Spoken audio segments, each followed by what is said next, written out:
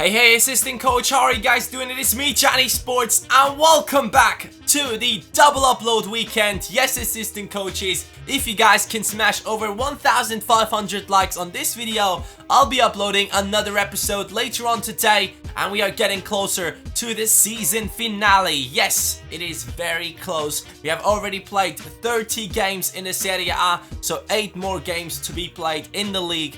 And additionally, a few more games to be played in the Cup and in the Champions League. Juventus has overtaken us, but we do have one game less than them. Sadly, in the last episode, Sanabria got injured. 2 months, he's gone. Maybe he will not be back until the season ends. Hopefully, he can at least play one more match or something, because that would be quite sad to have him out for the season. Totti will take over his position. Yes, the 79 rated legend will play in the striking position for the reserves team now, and Tevez is back into the starting 11 of the first team. The Champions Cup is the one in which we got really lucky, and we have gotten Sevilla as our opponent instead of teams like Barcelona, Bayern Munich, PSG. We have gotten lucky, so this is our big opportunity to make it into the Champions League semi-final.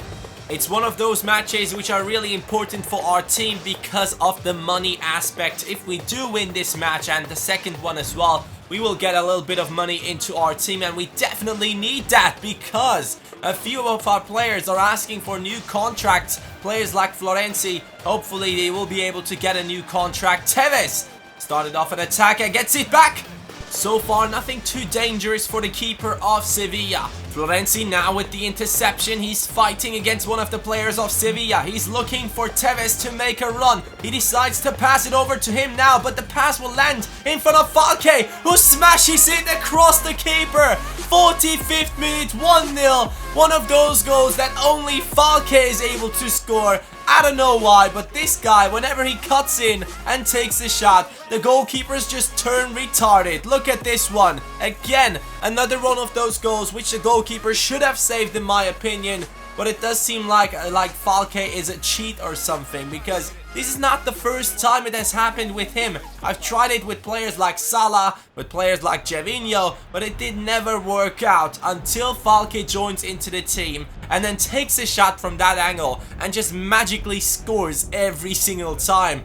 I'm glad we have a few weapons in the arsenal, just like Falke. He's definitely something special, and Sevilla also trying to get the equalizer now in this match, because they know in this away match, scoring for Roma is a big advantage when they play at home, and Sevilla was trying, but I was also a bit too aggressive. Yes, I was going for the red card somehow with De Rossi, but De Rossi luckily only gets a yellow card, and he will be able to play in the next match against Sevilla as well. 90th minute, Tevez gets past one player. He could score right here. And I listened to you guys. I listened to you with this shot because I knew that many of you wanted me to take finesse shots, and it didn't work out in that position. Falke passing it to Tevez. Tevez is not able to get through the defense. He does see Nainggolan right in front of him, passing it to him. Nainggolan not able to get to it. The defense messing it up. We do get it back, and he scores it. Nainggolan now makes it 2-0 for Roma in an incredibly stupid attack. So many mistakes done by the defense, and also a few mistakes done by our players. Right there, I think it's Tevez getting the ball off the opponent, or Falke, and then we are able to score the goal with Nainggolan. 2-0 in an away match against Sevilla, which was not really a game of amazing goals. It was only a game of stupid mistakes from the defense, and that is just insane. You would expect that in the Champions League quarterfinal you would get games in which are really competitive and everyone is fighting against each other, fighting for the ball, maybe a red card here and there, but no. This match was definitely not that. Now I had to change the team a little bit because I'm playing against Bologna, and I really had to do something about the starting lineup because the stamina and the injury issues have really changed a few things here and there for our team. So hopefully those issues will not affect us too much. This is our starting lineup. Totti in the striking position,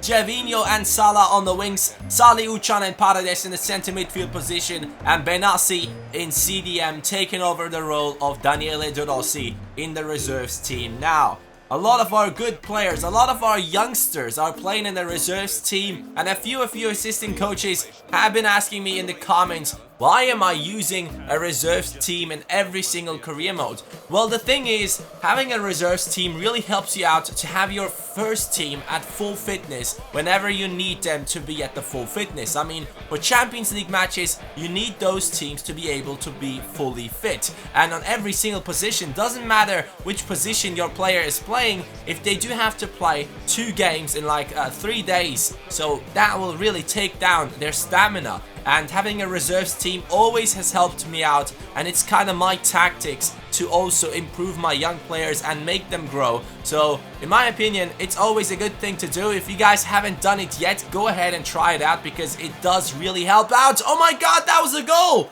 Hold on! Referee! Hey! Ref, that was a goal. Let's take a look at the replay. I was so sure that that was a goal. The header from Salah coming in, going on to the crossbar and going down again. Let's take a look at it a little bit closer. It does it cross the line or no? I don't know. I was really thinking it was a goal. Let's get a little bit closer in just a second and see. Okay. Well, boys, what do you think? Was that a goal or not? I would like to know in the comments down below. I know it was really a close decision, but our team needed a goal. 89th minute. Yes, Saleh Uchan trying a long shot because the defense of Bologna was just too good in this match. I couldn't get past them properly. They couldn't get past my defense. And in the end, it's a draw against Bologna, which does not really help us out in the league title run. Pjanic and Florenzi are the two that I've mentioned who are really not too happy at the moment. But Florenzi is saying that he will still try to play and give his best when he's playing in the starting 11. So let's see what this boy can do in the future. Hopefully he will get a contract as soon as possible after this match against Sevilla. We should be able to get some money into our club and offer him a new contract because he definitely is one of my favorite players in this team. He's a really good right back. If you guys haven't tried him out, please go ahead and do so. He's just such an amazing all-rounder. He can do some work in defense, he can do some work in the attacks and help you out scoring some goals. He has some really good crosses on him as well, and he does have a really good long shot, which you have seen in this career mode a few times. Tevez now starting off against Sevilla. The second leg, it is Falke again. He hits the post and Pjanic picks up the pieces. We couldn't score a normal goal against Sevilla. Again, it's a goal that is not just beautiful. I mean, it's not the best goal you will see, but it's the goal that we need to make it into the next round. And after that goal, Sevilla was just completely broken. They knew, okay man, we now have to score like how many, maybe 6 goals or 5 goals. And they knew that that would probably not happen, but they really tried their best to get into those attacks and score maybe 1 or 2 goals here and there. And I also made some changes because I knew, okay, now I can rest some of my players. Pjanic is going off for Ranker and Kevin Strootman is joining in for Daniele De Rossi in the CDM position. 90th minute. Now Strootman with the pass to Iturbe. Iturbe has too much pace on him. He passed it to Tevez, mate. What? How did you not? Oh my god, what a tackle from Vanker. He's now on the ball again, still in the 90th minute. Vanker to Iturbe, Iturbe again to Tevez. And he scores this one. He scores this one. But the one right before that was a lot easier. Tevez, next time, don't make it that exciting, man. Just smash it in with the first shot and don't let me wait for it for this long. But Vanker, what a tackle that was. On the right side, you guys have seen it. He has gotten the ball, passed it to Iturbe, and Iturbe again tried to get an assist by passing it to Tevez. And Tevez in the end just smashed it into the top net, so he can be happy with his performance. He redeemed himself, so we are getting the tournament prize money, 6 million added to the budget, and that will help us out to offer a new contract to Florenzi and also maybe a few of other players. Francesco Totti wants to play in the last cup match. He really wants to get in there and raise the trophy for the team once more if we do get some silverware this season, and maybe that will convince him to stick to the team for one more season, that would be great. But Paredes is still growing. His interceptions are going up by +2 every single time because they are just so bad. He's only on a 33 right now,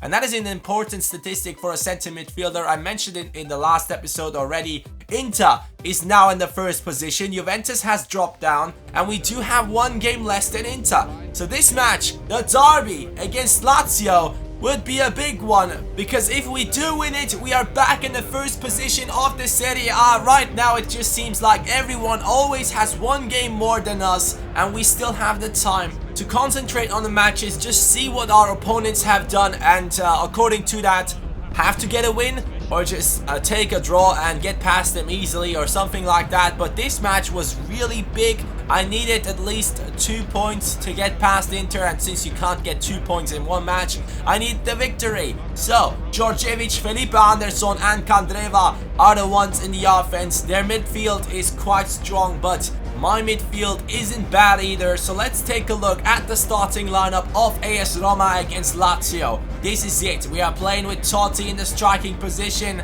and basically that means it is the reserves team. Yes, assistant coaches, I had to play the reserves team because after this match I actually have to play against Lazio again in the semi-final of the Tim Cup. Yes, the semi-final in the Italian league is 2 matches, not only 1 match. But big mistakes done by the defense, man. Holy shit, do I have a Sevilla syndrome? Unnecessary mistakes leading to chances for Lazio early on in this match, but they are not able to hit the target, and it is the second chance for Lazio because Gervinho just decides to pass it into the middle, and then I honestly thought that went in. I seriously thought that went in. The shot from Candreva, I saw that one in the top right corner. 45th minute, again, mistakes made in the defense and in the midfield.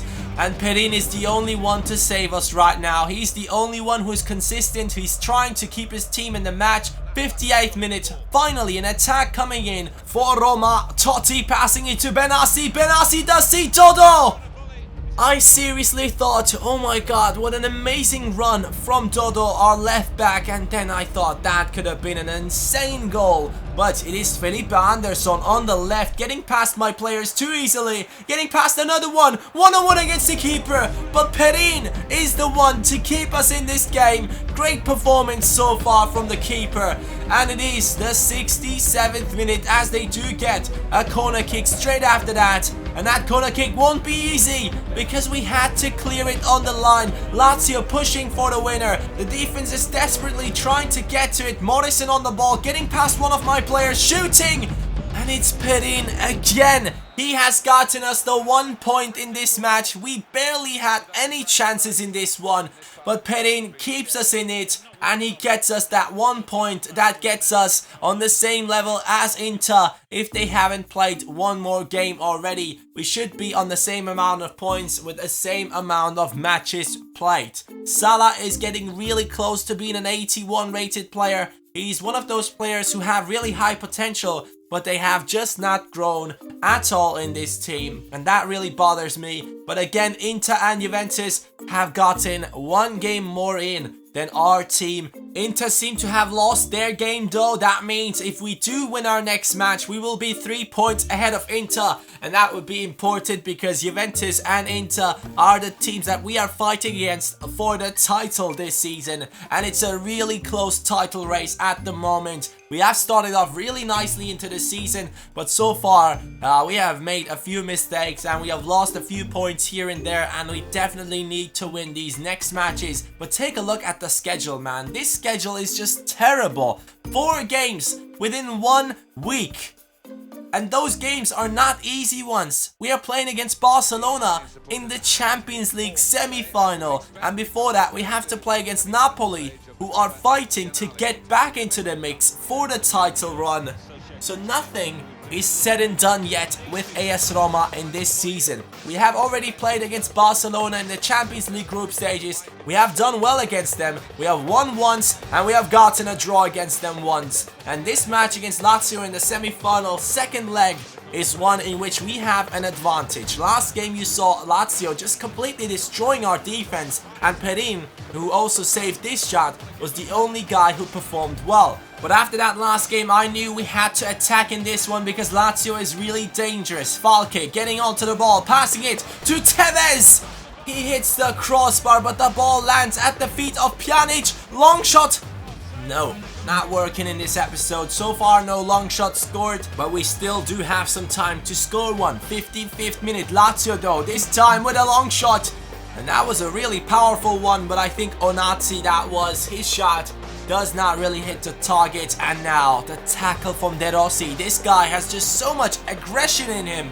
He is taking down one of our opponents, and if that tackle happened in real life, a fight would probably break out, but he only gets a yellow card. The captain gets away with it one more time in this episode. He definitely deserved at least one red card so far. And now great passing play from Lazio, but on top of that, amazing goalkeeping by Perin. He keeps us in the game once again, and he gets us into the final of the cup. Let's see it right here. He is probably the man of the match again. Yes, he is. Other than that, the team really performed badly. Tevez, 5.7. Iturbe, 5.3. Really sick performances from those two, man. Really good, boys. Keep it up.